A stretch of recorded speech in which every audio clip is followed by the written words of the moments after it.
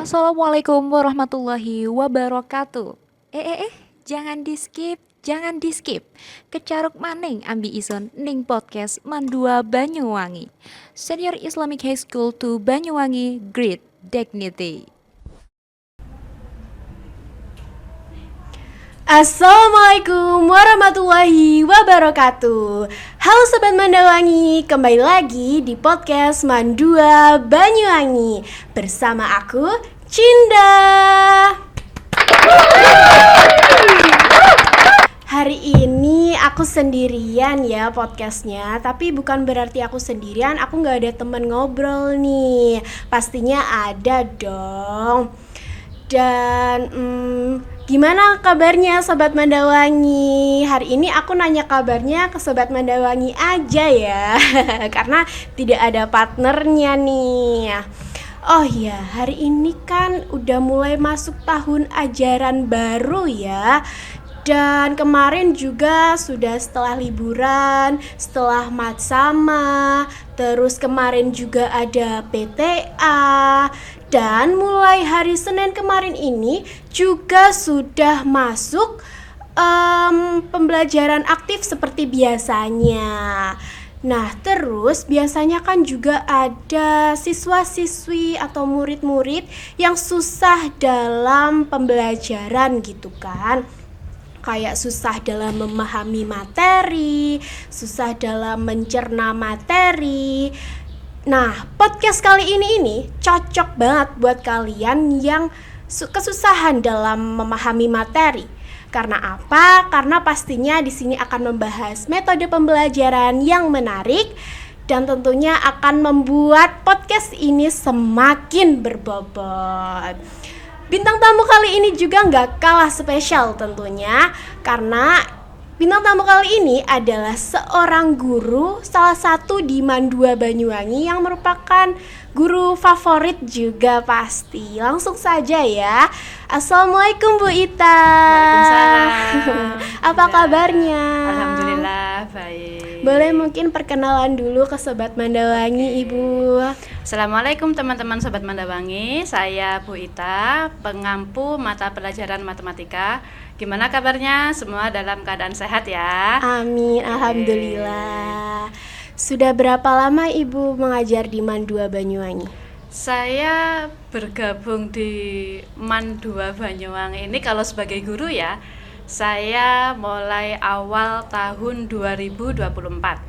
Ya, sebelumnya saya ditugaskan di ujung Jawa Timur di sebelah barat, yaitu tepatnya di Trenggalek. Mulai tahun 2019 saya di sana dipercaya di MTSN 1 Trenggalek, kemudian pada tahun 2024 ditugaskan kembali di Mandua Banyuwangi. Alhamdulillah. Alhamdulillah. Ibu Ita ini asalnya dari mana? Saya asli Banyuwangi. Oh, ya, asli Banyuwangi. Kemudian dulu alumni Mandua Banyuwangi juga, karena dulu namanya masih Man Genteng ya, iya, bukan Mandua. Man Genteng. Kemudian saya lulus tahun 2003, terus melanjutkan di perguruan tinggi negeri di Jember, di UNED, program studi pendidikan matematika, lulus tahun 2007. Terus saya ngajar di SMP Bustanul Makmur mulai tahun 2007 sampai 2019.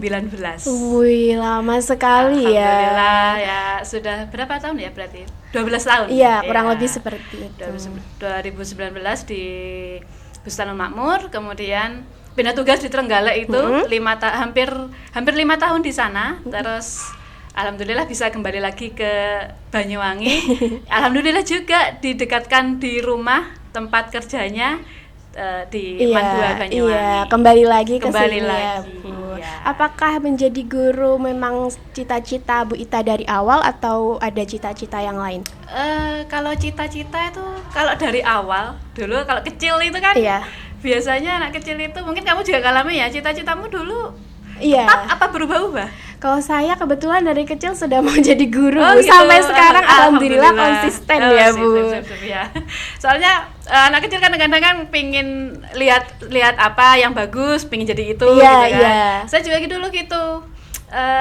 pertama awalnya pengen jadi polwan gitu ya, polisi. Cuman kalau polwan itu kan memang harus tinggi badannya, harus tinggi gitu ya. Sedangkan saya semeter tak sampai.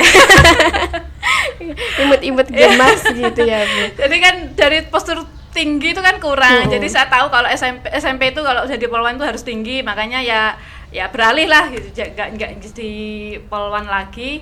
Terus pingin jadi apa ya, kayak wanita-wanita karir, pegawai bank gitu, pegawai bank gitu kan. Kalau perempuan pakai jas, kemudian pakai pakaian yang bersih gitu kan, kayaknya keren gitu. Pengen jadi itu. Terus kalau pernah di SMA itu guru akuntansi saya, maaf ya ini nyebut merek ya. Ya tidak apa-apa Bu. Ya mungkin faktor guru juga mempengaruhi. Pernah belajar akuntansi, sebenarnya kalau di bank itu kan kita harus pinter akuntansi ya. Belajar akuntansi kok saya kesulitan, nggak tahu faktor mungkin apa saya nggak bisa atau gimana. Akhirnya saya nggak jadi pingin pegawai bank itu nggak pingin lagi. Lah terus kebetulan guru saya ini mungkin faktor penentu ya. Cita-cita yang terakhir. Karena dulu guru matematika saya itu gurunya itu enak banget. Saya lihat guru matematika saya itu kalau ngajar enak, sehingga membuat saya termotivasi untuk bisa seperti beliau gitu. Akhirnya saya mantep pingin jadi seorang guru matematika. Akhirnya alhamdulillah ya sejak itu saya langsung, kalau pelajaran kalau sehari aja nggak ada matematika itu kayaknya apa ada yang kurang gitu loh, kurang bersemangat. Tapi kalau jamnya waktunya matematika itu saya itu kayak energinya itu luar biasa ya, karena apa, sudah cinta dengan matematika gitu. Berarti seperti yang dialami murid-murid zaman sekarang juga Bu, karena ada murid yang suka mata pelajaran tergantung gurunya asik atau enggak, gimana cara penyampaian materinya. Makanya jadi seorang guru itu tidak hanya membuat anak pintar. Sekarang kalau anak pintar itu kan medianya kan banyak, sumbernya banyak. Tapi menurut saya ya jadi yang terpenting jadi seorang guru itu adalah bisa memotivasi siswanya, gitu. Bisa memotivasi siswanya untuk suka terhadap materi itu, gitu loh. Kalau masalah pinter terhadap materi sesuatu itu relatif ya, kan sekarang kita dari Google aja banyak, dari AI juga banyak juga, kita bisa cari informasi dari sana gitu. Tapi kalau menjadi seorang guru terpenting menurut saya itu bisa memotivasi siswanya untuk menjadi anak-anak yang mengembangkan dirinya gitu. Jadi ya memang harus menjadi inspirasi.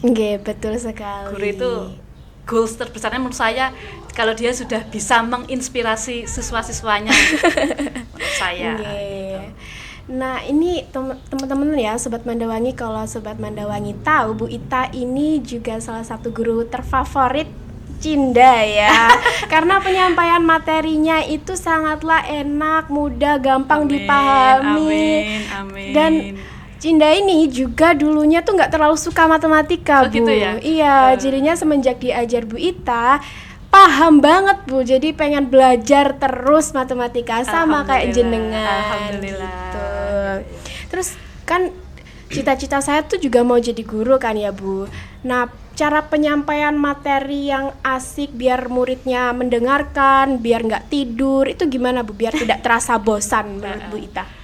Kalau saya nggak tahu ya, mungkin itu ngalir aja. Tapi yang perlu saya sampaikan di sini, kita jadi seorang guru itu kan ibaratnya itu kan bintang di kelas ya. Maksudnya kan kita menjadi pusat perhatian siswa-siswa yang ada di dalam kelas gitu.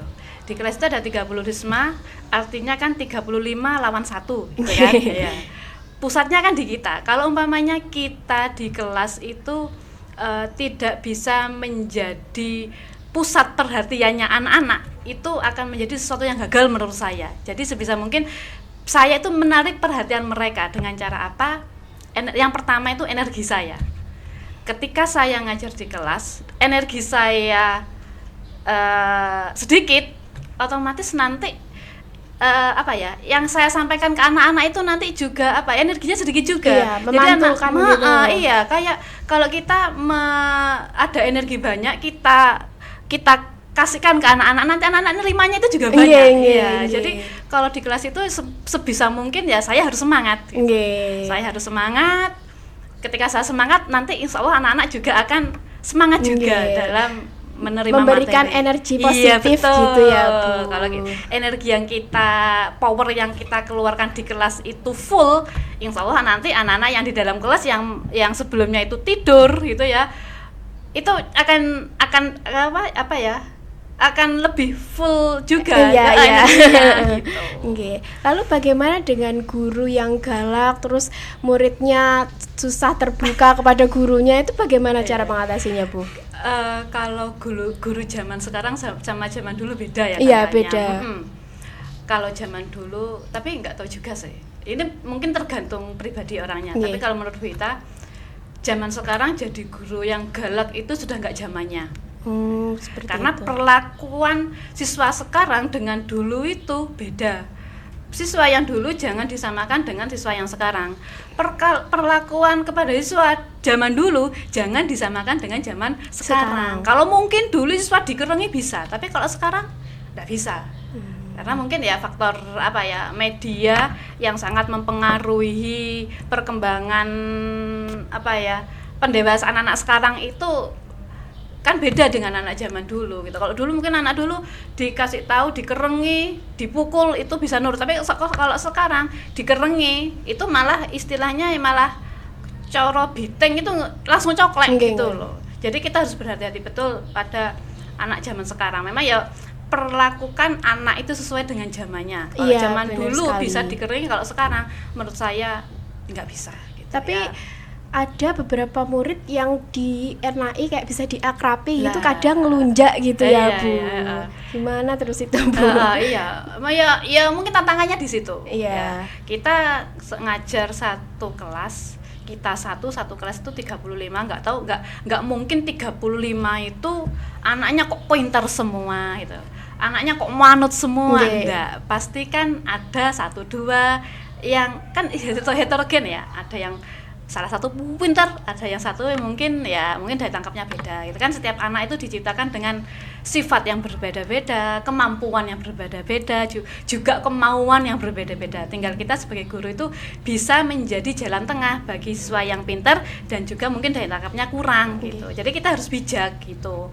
Terus kalau menangani anak yang kira-kira dihalusi nggak bisa, ya kita didoakan sajalah. Nggak usah pakai kekerasan ya. Didoakan saja. Tugas kita kan di sekolah itu kan hanya tugas kita sebagai guru di sekolah kan mendidik anak-anak. Selain mentransfer ilmu juga mendidik anak-anak supaya patuh aturan gitu. Jadi anak yang baik, anak soleh. Ketika kita sudah berusaha secara maksimal kok tetap anaknya nggak bisa, ya sudah, gimana kan lagi, ya tetap diopeni. Cuman jangan kekerasan itu juga bukan suatu solusi untuk membuat anak menjadi baik. Itu kekerasan itu bukan solusi ya. Mungkin itu di salah satu guru menjadi jalan terakhir mungkin ya, tapi kalau menurut saya itu bukan suatu solusi, tapi malah mungkin nanti bisa menambah masalah baru gitu kan. Juga sering guru-guru di sini nggak ada, insya Allah nggak ada ya. Di sekolah lain itu kan ada guru menggunakan kekerasan fisik ya. Mungkin tujuannya untuk mendisiplinkan anak mungkin, tetapi itu kan memang nggak dibenarkan. Nanti ujung-ujungnya malah gurunya yang dipolisikan. Iya, banyak loh Bu kasus yang orang tuanya tuh marah-marah karena anaknya dipukul atau gimana kan, tapi anaknya yang salah. Gitu. Jadi ya memang menurut saya ya nggak usah dipukul ya, diopeni aja lah. Gitu. Ya toh dia jadi siswa kita kan paling banter kan cuma 3 tahun. Setelahnya kan dia lulus gitu kan, dia akan menjadi tanggung jawab orang tuanya gitu. Ya kita ngopeni yang bisa aja, yang nggak bisa ya sudah gitu. Gitu. Jadi jangan terlalu diambil pusing, ya tetap diopeni saja. Cuman kalau menurut saya kekerasan itu memang bukan solusi ya, bukan solusi. Gitu. Dan Bu Ita ini kan adalah seorang guru matematika nggih Bu. Iya. Terus banyak orang tua atau orang-orang di luar sana yang menganggap bahwa anak yang pintar itu harus bisa matematika. Apakah kecerdasan itu hanya dinilai dari nilai matematika dan akademisnya saja, Bu? Iya. Gini. Kita kadang sebagai guru itu egois ya. Egoisnya kenapa? Guru itu mau semua anak itu pintar di segala bidang. Nggih. Ya kan gitu ya. Nah, kadang-kadang mau jadi guru itu egois gitu, egois gitu. Memang itu pemikiran yang keliru memang ya sebenarnya kan. Kita nggak mungkin membuat burung pintar berenang. Nggih. Kita nggak mungkin membuat burung harus bisa berenang, dan kita nggak mungkin membuat ikan bisa terbang. Nggih. Setiap anak itu kan akan dikasih kemampuan dan kemampuan yang berbeda-beda, gitu. Betul. Nah, setiap anak juga gitu. Anak itu punya kemampuan di bidangnya masing-masing, punya kelebihan di bidangnya masing-masing. Tapi memang kalau di sekitar kita ya, anak kalau bisa matematika pasti yang lainnya pintar gitu ya. Nggih, Gitu. betul. Tapi selama saya menjadi guru, kalau pinter, tapi gini, ada anak yang matematikanya nggak bisa tapi dia pandai bersosialisasi, public gitu, speakingnya pandai bagus gitu. Itu juga anak yang pintar loh ya. Nggih. Tapi kan kita harus adil dalam nilai. Nggak mungkin ketika anak public speakingnya bagus, umpamanya kemampuan non akademiknya bagus, kemampuan akademiknya kurang gitu. Tapi kan kalau di rapat kan kita harus fair dong. Kalau memang dia di matematika nggak bagus ya kita kasih nilai sesuai dengan kemampuannya. Tapi kan dia punya kelebihan yang lain. Dan menurut saya orang tua juga jangan memaksakan kepada anak. Kalau memang anaknya itu ke bidang akademiknya kurang tapi non akademiknya bagus, ya jangan dicap anak itu kok anak yang bodoh, jangan. Artinya kan dia punya kelebihan di bidang yang lain gitu ya. Sebagai orang tua ya harus didorong terus gitu. Mungkin memang pemikiran orang di sekitar kita itu banyak yang kurang. Dikira kalau anak nggak bisa matematika mesti anak yang nggak pintar gitu ya, saya nggak bodoh yang nggak pintar gitu ya. Padahal enggak. Seharusnya ya setiap anak itu kan punya kemampuan yang berbeda-beda. Cuman paling enggak karena matematika terus kemudian bahasa Inggris itu kan pelajaran dasar yang memang di kurikulum itu kan memang harus dikuasai. Cuman saya sebagai guru matematika itu tidak menuntut anak supaya pintar matematika semuanya, enggak. Tapi paling tidak yuk perkalian 1 sampai 1 itu juga bisa gitu. Di Iya media kan? sosial juga banyak buat anak SMP, SMA yang perkalian itu nggak bisa loh. Lah ya itu, untuk SMA sebenarnya kalau dulu kan 1 sampai 100 itu kan untuk anak SD. Nggih. Ya, anak SD, tapi sekarang kan SMA kan Iya, banyak diulang yang lagi belas, malah sama gitu. gurunya, Bu. Ya hal-hal mendasar itu memang ya harus dikuasai sama anak-anak gitu loh. Wong itu kalau kita nanti ketika terjun dalam dunia apapun, hal-hal semacam itu nanti akan sering kita terapkan gitu. Kamu mau jadi pedagang, kamu mau jadi apapun itu, ya wes pengetahuan dasar itu ya nanti itu akan berguna bagi kita. Gitu. Lalu ada tips nggak dari Bu Ita metode pembelajaran yang bisa digunakan oleh murid-murid, oleh pelajar yang kesusahan dalam memahami materi gitu, Bu? Gini, belajar matematika itu nggak bisa instan. Ya rek ya, rungokno. Dengerin tuh. Matematika itu nggak bisa instan ya, semuanya itu butuh proses ya. Butuh proses. Jadi mumpung yang kebetulan ini Bu Ita itu di semester ini itu ngajar di jenjang kelas 1, kelas 10, kelas 11, kelas 12. Biasanya kan hanya 10, 12 atau 11, 12, nggak tahu tahun ini tiga-tiganya sama Pak kurikulum kok dikasih 3, Mas Allah. Tapi sudah apa-apa ini kan ya namanya guru aja ya, harus disyukuri, harus dijalani dengan sebaik mungkin, dengan semaksimal mungkin. Nah, ini untuk anak-anak yang mumpung masih awal, masih bulan Juli kan ya. Masih bulan Juli itu dicicil mulai sekarang. Dicicil mulai sekarang. Apapun itu pelajaran apa, nggak hanya matematika, semua mapel dicicil mulai sekarang. Apalagi kan habis ini itu ada TKA. Benar tes sekali. kompetensi akademik, di mana itu menentukan menentukan nilai. Nah, nanti kalau kita mau lanjut di perguruan tinggi, gitu kan betul ya. sekali, SNBP Kalau gitu. dulu tuh kan ada SNBP, ada SNBT BT, saja. Sekarang nggih. kan ada TKA. Nggih. Dan itu juga menjadi penunjang gitu loh. Kalau dulu mungkin SNBP itu kan pengaruhnya di rapot. Nggih. Ya. Kalau SNBT kan tes langsung gitu ya. TKA ini kan tes langsung juga, cuman ya semoga ini bisa menjadi motivasi bagi siswa-siswa yang sekarang kelas 12 itu, kelas 10, kelas 11, 12 untuk bisa meningkatkan intensitas belajarnya. Jadi kalau zaman dulu tuh kan ada yang namanya ujian nasional. Dulu ujian nasional itu kalau sudah mau pelaksanaan, banyak sekolah-sekolah itu mungkin termasuk Diman juga itu yang apa ya? Sampai istighosah gitu loh. 1 minggu di karantina di sekolah disiapkan untuk menghadapi ujian nasional. Sampai istighosah di karantina di sekolah itu. Istilah di pondok nih bene sinau terus ngono. Dulu seperti itu karena kan dulu UN itu menjadi penentuan lulus nggak lulus. Bayangkan kalau satu sekolah ada siswa ada yang nggak lulus, kan mesane dong. Jadi itu sampai seperti itu. Jadi anak-anak itu effortnya juga ada. Lah kalau sekarang kan enggak. UN dihapus, jadi motivasi anak-anak untuk belajar itu kurang. Iya, gitu.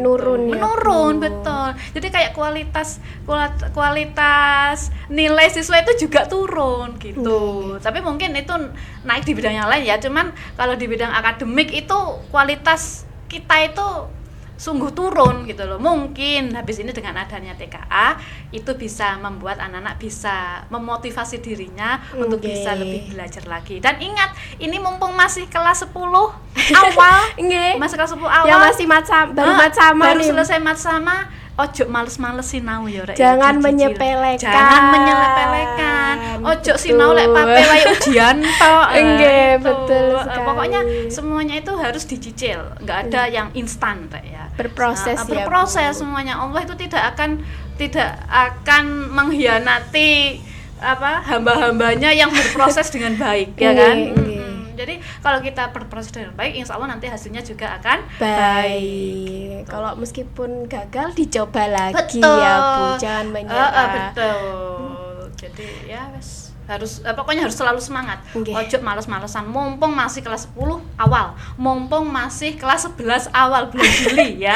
Iya. Yang kelas 12 ini semangat ya kakak-kakak. Yang kelas 12 ini besok bulan November apa Desember? Kayaknya November. Semester 5 ini akan ada pelaksanaan tes kompetensi akademik. Semangat untuk anak-anak kelas 12. Dicicil mulai sekarang ya belajarnya. Berarti kurikulum zaman sekarang itu ada kelebihan dan kekurangannya. Pasti. Ya Bu. Lalu kan di sini sekarang kan zamannya teknologi ya Bu sudah. Dan kita bisa belajar dari AI, dari Google dan lain-lain. Apakah peran itu akan menggantikan peran seorang guru atau bagaimana? Kalau seandainya guru itu tugasnya hanya mentransfer ilmu, itu akan tergantikan oleh itu. Tapi di sini guru itu kan tidak hanya mentransfer ilmu, tapi juga sebagai pendidik di sekolah, di madrasah. Jadi menurut saya kalau kita sebagai guru sudah berperan bisa menjadi pendidik di sekolah, ya otomatis nggak akan pernah tergantikan oleh AI gitu. Wah, ini cukup berat dan berilmu sekali ya podcast kali ini. Dan sudah cukup panjang podcast kali ini, tidak terasa loh. Saya juga mendapatkan ilmu, tips-tips dari Bu Ita. Terima kasih nggak Bu Ita. Terima kasih sekali. Dan semoga Bu Ita sehat-sehat terus. Amin. Terus habis itu terima kasih setelah membagikan ilmunya di kelas, dimanapun kita berada. Sudah cukup ya Bu, terima kasih Bu Ita. Terima kasih Sobat Mandawangi. Jangan lupa like, komen, dan subscribe tentunya. Saya Cinda, pamit undur diri. Wassalamualaikum warahmatullahi wabarakatuh. Waalaikumsalam.